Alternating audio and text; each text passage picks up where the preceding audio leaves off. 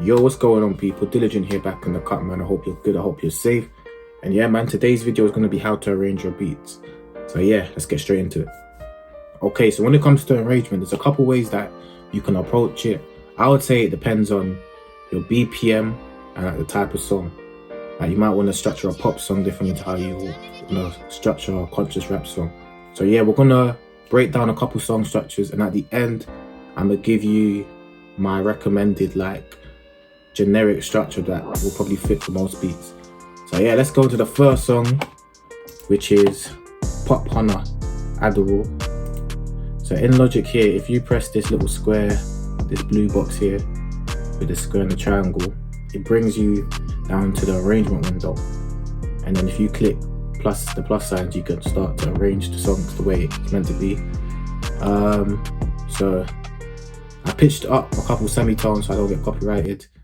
They were like, why you all like that? Why you tall like that? Why you all like that? To be honest, the song doesn't even matter. It's an 8-bar hook and a 16-bar verse, 8-bar hook, 16-bar verse, and then they repeated the hook at the end.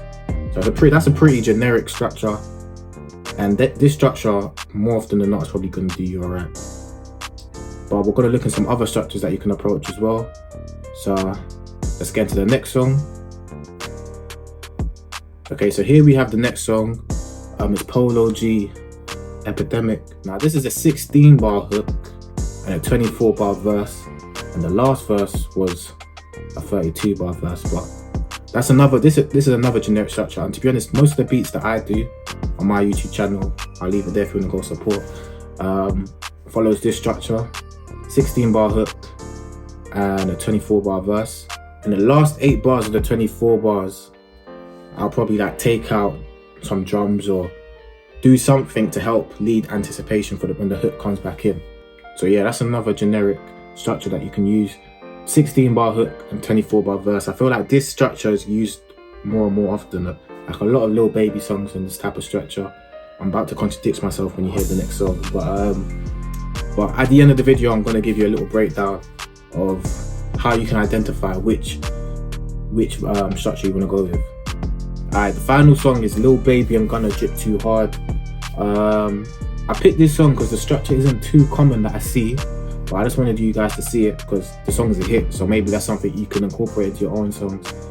It's a 12-bar verse and a 16-bar hook.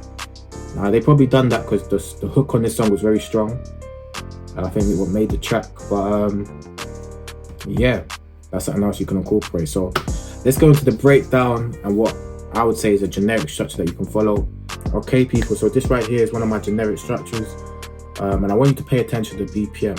I'm at 80 BPM right now, and I would use this structure if I was working in and around 100 BPM and below, maybe even up to 120, but you just got to use your own intuition, your own intellect to see what works best for you. I'm going to show you another structure in a minute.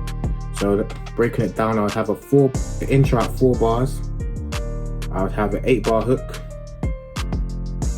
I have a 16-bar verse, but the last 4 bars of my 16 would be somewhat like a bridge. So I would take out the drums just to build anticipation for when the hook comes back in, and then I'll just repeat.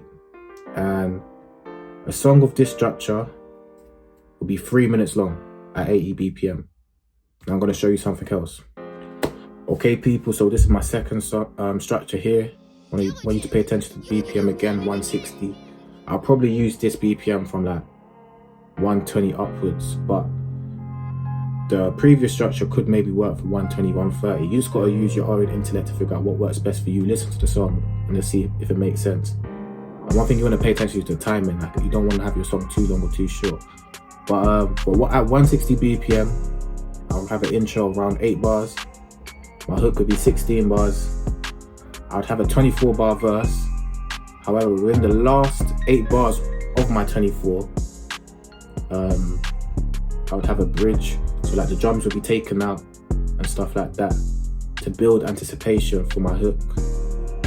So this would be a solid 16 with a lot of elements in the last 8 bars. would have elements taken out.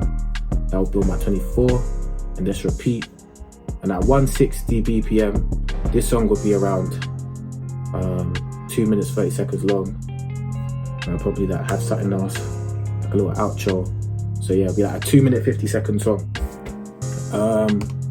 So yeah, if I just show both of these, you can see how important BPM is to the structure. So yeah, man, hopefully that helps. If you got any questions, comment down below, or you can try and DM me. I deleted Instagram, but I'm gonna re-download it. But yeah, man, God bless, and I'll catch you on the next one.